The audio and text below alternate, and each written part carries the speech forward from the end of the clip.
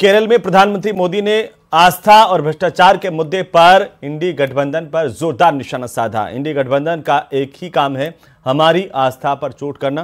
प्रधानमंत्री ने कहा कि इन्होंने मंदिरों को, हमारे त्योहारों को भी लूट का माध्यम बना दिया है। प्रधानमंत्री नरेंद्र मोदी ने इंडी गठबंधन पर जोरदार निशाना साधा। प्रधानमंत्री ने कहा कि आस्था पर चोट करना इंडी गठबंधन का काम है। मिशन साउथ पर प्रधानमंत्री मोदी और आज एक जनसभा को संबोधित कर रहे थे। केरल दौरे के दौरान प्रधानमंत्री ने ये महत्वपूर्ण बातें कही हैं।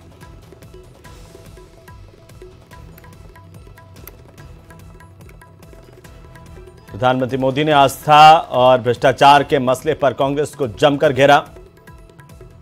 कहा कि इंडी गठबंधन का एक ही काम है, आस्था पर चोट करना।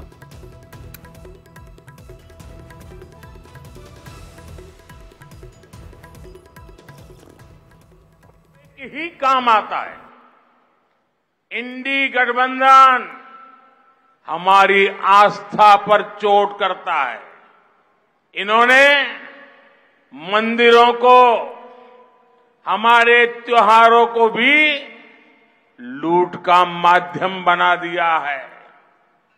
त्रिशूलपुरम के साथ जिस प्रकार की राजनीति की जा रही है वो दुर्भाग्यपूर्ण है। केरला में लंबे समय से लेफ्ट और कांग्रेस पक्ष और विपक्ष का ढोंग रचते रहे हैं, जबकि ये हमेशा से एक ही थे। ये सिर्फ नाम के लिए दो पार्टियां हैं। केरला में करप्शन हो, क्राइम हो या परिवारवाद, ये दोनों सब कुछ मिलकर के करते हैं। अब इंडी गठबंधन बनाकर इन्होंने घोषणा कर दी कि इनकी विचारधारा और इनकी नीतियों में कोई अंतर नहीं है। अब केरला की जनता को भी साफ पता चला है कि केरला का विकास अगर कोई कर सकता है तो वो बीजेपी है, एनडीए है। लेफ्ट कांग्रेस गठबंधन यानी इंडी अलायंस को केरला में भी बीजेपी ही हराएगी। तो वहीं उत्तर प्रदेश के मुख्यमंत्री योगी आदित्यनाथ जोधपुर के दौरे पर रहे, जहां पर उन्होंने पालासनी गांव स्थित मारवाड़ राजगुरु मठ में हो रहे 2 दिवसीय भंडारा महोत्सव में शिरकत की। इस कार्यक्रम में देश भर के संत शामिल हुए हैं। मंच से मुख्यमंत्री योगी आदित्यनाथ ने सभी को अयोध्या आगमन का न्योता दिया। उन्होंने कहा कि अगर राम मंदिर बन सकता है तो हर काम हो सकता है। योगी आदित्यनाथ ने जोधपुर के पूर्व नरेश गज सिंह से भी मुलाकात की, उन्हें भी अयोध्या आने का न्योता दिया। जितना प्रेम आपको उत्तर प्रदेश की जनता करती है, मुझे मेरा मानना है उसे कई गुना ज्यादा प्रेम आपसे राजस्थान की जनता करती है और आपको अपने हृदय में उजागर रखता है। हर दबी कुचली शोषित सभ्यता और परंपरा को एक नया जीवन मिला है कि 500 वर्षों के बाद अगर अयोध्या में प्रभु राम का मंदिर बन सकता है तो दुनिया के अंदर हर कार्य संभव हो सकता है जो सत्य के नजदीक होता है, वो अवश्य प्राप्त होगा। लेकिन इसके लिए प्रयास करने पड़ेंगे। विभाजनकारी शक्तियों से हमें स्वयं भी दूरी बनानी पड़ेगी, एकजुट होकर के कार्य करना होगा। अंततः शाश्वत शांति और शाश्वत कल्याण का मार्ग केवल सनातन धर्म ही दे पाएगा। और आज सनातन धर्म के उन मूल्यों और उन आदर्शों पर चल करके ही भारत समृद्धि की नित नए प्रतिमान स्थापित कर रहा है। तो चलिए आगे बढ़ेंगे, अगली खबर का रुख करेंगे। आपको बता दें कि अयोध्या में रामलला के प्राण प्रतिष्ठा समारोह को लेकर के कई कार्यक्रमों की शुरुआत हो गई है। प्रतिष्ठा समारोह के अनुष्ठान की 18 जनवरी से शुरुआत हो जाएगी, जो कि 22 जनवरी तक चलेंगे। लेकिन इससे पहले 17 जनवरी को रामलला का विग्रह अयोध्या में नगर भ्रमण पर निकलेगा। इस भ्रमण में शामिल होकर के अयोध्या के लोग पूरी दुनिया को राम मंदिर निर्माण के भव्य आयोजन का संदेश देंगे।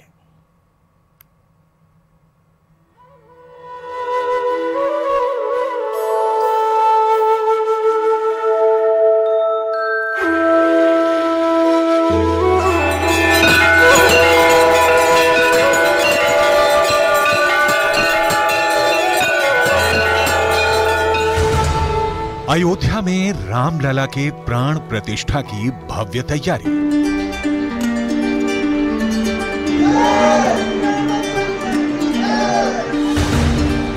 मकर संक्रांति के बाद शुरू होगी रामलला की प्राण प्रतिष्ठा।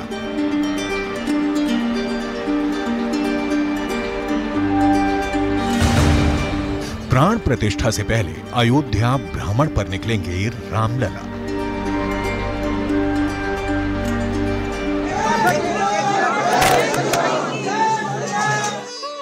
बाईस जनवरी 2024 ये वही तारीख है जब रामलला की प्राण प्रतिष्ठा का कार्यक्रम संपन्न होगा। लेकिन इससे पहले ही सूर्य के उत्तरायण होने के बाद से ही इन तैयारियों की शुरुआत हो जाएगी और 17 जनवरी 2024 को अयोध्या में दिखेगा राम भक्तों का विहंगम सैलाब। यानी इसी दिन कलश यात्रा के साथ नवनिर्मित रामलला की मूर्ति का नगर भ्रमण होगा। नगर भ्रमण के बाद प्राण प्रतिष्ठा होने वाली इस मूर्ति को श्री राम जन्मभूमि मंदिर ले जाया जाएगा। रामलला की मूर्ति मंदिर में पहुंचने के बाद प्राण प्रतिष्ठा कार्यक्रम का विधि विधान से शुभारंभ हो जाएगा। 17 जनवरी को होने वाले रामलला की मूर्ति के नगर भ्रमण कार्यक्रम पर जब श्री राम जन्मभूमि तीर्थ क्षेत्र के कोषाध्यक्ष गोविंद देवगिरी से जब न्यूज 18 की टीम ने बात की तो उनके मुताबिक 16 जनवरी को चुने गए यजमान सरयू तट पर दशविध स्नान करेंगे। 17 जनवरी को भगवान रामलला अपने निर्माण स्थल से मंदिर में पधारेंगे और वहां पर उनका विधिवत स्वागत होगा। 17 जनवरी को भगवान रामलला अयोध्या नगर का भ्रमण करेंगे और सभी प्रमुख मंदिरों और देवालयों के दर्शन भी करेंगे।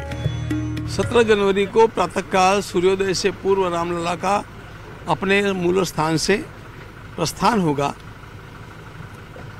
उनको सरयू के जल से अभिषेक होगा और अयोध्या की परिक्रमा वे करेंगे। परिक्रमा के मार्ग में जितने भी मंदिर आएंगे उन मंदिरों का दर्शन वे करेंगे। इस प्रकार की योजना है। अयोध्या में श्री राम जन्मभूमि तीर्थ क्षेत्र ट्रस्ट से जुड़े पदाधिकारियों के मुताबिक रामलला के अयोध्या नगर भ्रमण के बाद 18 जनवरी से प्रतिष्ठा समारोह के अनुष्ठान की शुरुआत हो जाएगी। विधिवत प्राण प्रतिष्ठा की विधि का आरंभ गणेश, अंबिका पूजन, वरुण पूजन, मातृका पूजन, ब्राह्मण वरण, वास्तु पूजन से होगा और रामलला की सारी पूजा 22 जनवरी तक चलेगी। सारी पूजा जो है ये दूसरे दिन प्रातःकाल आरंभ होने वाली है दिनांक 18 को। दिनांक 18 से 22 तक ये पूजा चलेगी। वैसे ये सारी पूजाएं जो है यह भगवान श्री राम की प्रतिष्ठा होने के लिए निर्विघ्नता के लिए उनमें देव कलाओं की जागृति के लिए जो मंदिर बना है उस मंदिर की शुद्धि के लिए इस प्रकार की ये सारी पूजाएं हैं। इन पूजाओं में अनेक प्रकार के यज्ञ है, पारायण है, मंत्रों के जप है, अधिक सब चलता रहेगा। इसके साथ ही प्राण प्रतिष्ठा के मुख्य कार्यक्रम में अयोध्या और काशी की धार्मिक डोर और मजबूत होती नजर आएगी, क्योंकि काशी के शिव भक्तों के पूजा पाठ के बीच ही रामलला की प्राण प्रतिष्ठा कराई जाएगी। रामलला के विग्रह की प्राण प्रतिष्ठा की जिम्मेदारी काशी के वैदिक ब्राह्मणों को सौंपी गई है। 22 जनवरी को काशी के मुख्य आचार्य प्रधानमंत्री नरेंद्र मोदी से मृगशिरा नक्षत्र में मूर्ति स्थापित कराएंगे और 22 जनवरी को ही मृगशिरा नक्षत्र में प्रधानमंत्री नरेंद्र मोदी रामलला की पहली आरती करेंगे। इस अनुष्ठान के लिए सभी वैदिक ब्राह्मण पहले से ही शिवनगरी से रामनगरी पहुंच जाएंगे। इस तरह रामलला का प्राण प्रतिष्ठा समारोह दो वैदिक धार्मिक नगरों को एक दूसरे से जोड़ता नजर आएगा। काशी के मूर्धन्य याज्ञनिक पंडित लक्ष्मीकांत जी दीक्षित ये इस पूरे उपक्रम के आचार्य रहेंगे। आचार्य ही प्रमुख होते हैं। उनके साथ सहयोग करने के लिए पंडित गणेश्वर शास्त्री द्राविड़ भी रहेंगे। लगभग 150 पौने 200 पंडित कुल मिलाकर के आएंगे और हम लोगों की योजना इस प्रकार की है कि इसमें सहभागी होने वाले पंडित वेद की सारी शाखाओं के हो और देश के हर प्रांत से आने वाले हो, ताकि संपूर्ण देश का प्रतिबिंब अयोध्या की इस प्राण प्रतिष्ठा की विधि में होना चाहिए। भगवान रामलला के प्राण प्रतिष्ठा कार्यक्रम को अंतिम रूप देने के दौरान गर्भगृह को सरयू से लाए गए 81 कलशों के जल से धोया जाएगा। फिर वास्तु शांति और अन्नाधिवास कर्मकांड होंगे। रामलला का अन्नाधिवास, जलाधिवास और घृताधिवास होगा। 21 जनवरी को 125 कलशों से मूर्ति के दिव्य स्नान के बाद शय्याधिवास कराया जाएगा। 22 जनवरी को सुबह नित्य पूजन के बाद मध्याह्न काल में प्राण प्रतिष्ठा की महापूजा होगी। षोडशोपचार पूजन के बाद मूर्तियों पर अक्षत छोड़ा जाएगा और पहली महाआरती के बाद रामलला आम भक्तों को दर्शन देंगे। भगवान श्री रामलला की प्रतिमा, उनका विग्रह वहां पर स्थापित जब होगा तो उनके लिए पुष्पाधिवास, जलाधिवास, धान्याधिवास, शय्याधिवास, ये अनेक प्रकार के अधिवासन किए जाते हैं। विभिन्न प्रकार के मंत्रों से उनके ऊपर न्यास किए जाते हैं। ये सब मंत्रों के संस्कार कहलाते हैं। यह सब 5 दिनों तक चलता रहेगा। यही नहीं, रामायण में जब भगवान राम के विवाह का उत्सव चल रहा था तब भगवान शिव समेत सभी देवी देवता उन्हें आशीर्वाद दे रहे थे। एक बार फिर से वैसा ही नजारा देखने को मिलेगा। इसके लिए वाराणसी में भी रामलला की प्राण प्रतिष्ठा कार्यक्रम का निमंत्रण पहुंच चुका है और सनातन धर्म में ऐसी मान्यता है कि किसी भी धार्मिक या मांगलिक कार्यक्रम में सबसे पहले निमंत्रण भगवान को दिया जाता है। इसी परंपरा का निर्वहन करते हुए काशी विश्वनाथ को निमंत्रण पत्र दिया जाएगा।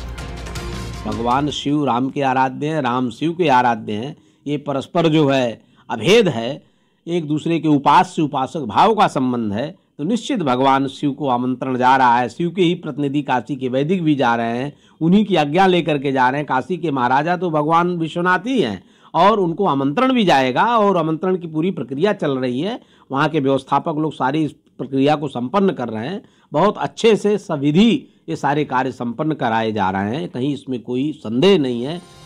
यानी रामलला की प्राण प्रतिष्ठा की सारी तैयारी अपने अंतिम रूप में है। बस राम भक्तों को इंतजार है 22 जनवरी की शुभ घड़ी का, जब उनके आराध्य भगवान श्री राम अपने मंदिर में विराजमान होंगे।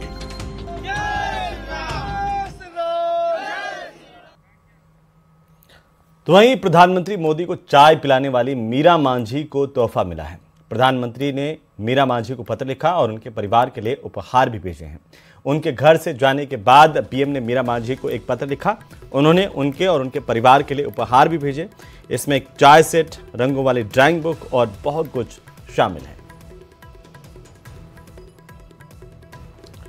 तो ये 2 तस्वीरें हैं। मीरा मांझी को प्रधानमंत्री का उपहार मिल चुका है। प्रधानमंत्री की तरफ से एक संदेश भी भेजा गया है और ये 2 अलग अलग तस्वीरें इस वक्त आप अपनी टीवी स्क्रीन पर देख पा रहे हैं। तो आपको बता दें कि मीरा मांझी ने प्रधानमंत्री को चाय पिलाई थी। प्रधानमंत्री ने बदले में तोहफा दिया है। मीरा मांझी को पत्र लिखा है, उनके परिवार के लिए उपहार भेजे हैं। उसकी तस्वीर आपकी टीवी स्क्रीन पर है। उनके घर से जाने के बाद प्रधानमंत्री ने मीरा मांझी को एक पत्र लिखा और उनके परिवार के लिए उपहार भेजे हैं।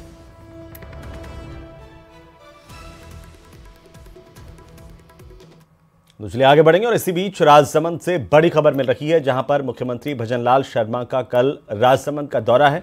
दोपहर को 1:45 पर सीएम भजनलाल शर्मा कुंभलगढ़ पहुंचेंगे। उपखंड के गढ़बोर श्री चारभुजानाथ जी मंदिर में मुख्यमंत्री दर्शन करेंगे। दोपहर को 2:15 पर रिचेड़ के लिए सीएम रवाना होंगे। 1:45 पर कुंभलगढ़ पहुंचेंगे मुख्यमंत्री भजनलाल शर्मा और रिचेड़ में दोपहर को 2:15 के पर रवाना होंगे रिचेड़ के लिए सीएम। रिचेड़ में संकल्प यात्रा शिविर का अवलोकन मुख्यमंत्री करेंगे। शिविर में लाभार्थियों से भी सीएम भजनलाल शर्मा बातचीत करेंगे। गढ़बोर हेलीपैड से जयपुर के लिए इसके बाद रवाना होंगे। सीएम भजनलाल शर्मा के राजसमंद दौरे को लेकर इस वक्त की सबसे बड़ी खबर आपको बता दें कि 1:45 पर कुंभलगढ़ पहुंचेंगे, कुंभलगढ़ के उपखंड, और इसके बाद रिचेड़ के लिए रवाना होंगे। इससे पहले सीएम चारभुजानाथ मंदिर में दर्शन करेंगे।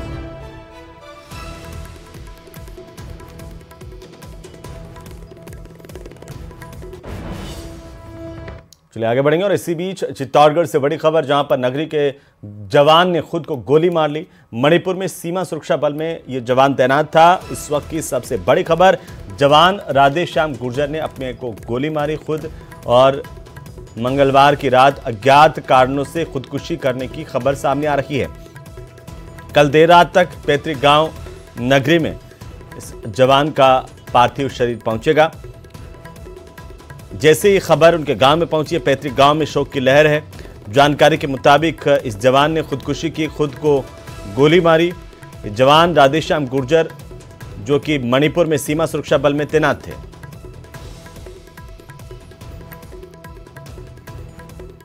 चलिए आगे बढ़ेंगे। कश्मीर घाटी में शीतलहर के बढ़ने के साथ ही नदियों, झीलों और झरनों तक जम गए हैं। आलम अब यह है कि श्रीनगर में तापमान -1 डिग्री सेल्सियस पर पहुंच गया है। रिपोर्ट देखिए। कश्मीर घाटी में शीतलहर के बढ़ने के साथ न्यूनतम तापमान नीचे बना हुआ है और नदियों, झीलों और झरनों तक में पानी जम चुका है। घाटी में ठंड ने ऐसी दस्तक दी है कि श्रीनगर में तापमान -1 डिग्री सेल्सियस तक पहुंच चुका है। तापमान के इतने नीचे जाने की वजह से झीलों, नदियों और झरनों पर बर्फ की मोटी परत बिछ गई है। यहाँ तक कि पहाड़ों के नीचे से बहने वाली नदी भी पूरी तरह से जम चुकी है। वहीं पिछले 1 महीने से पूरी भद्रवाह घाटी में शीतलहर चल रही है।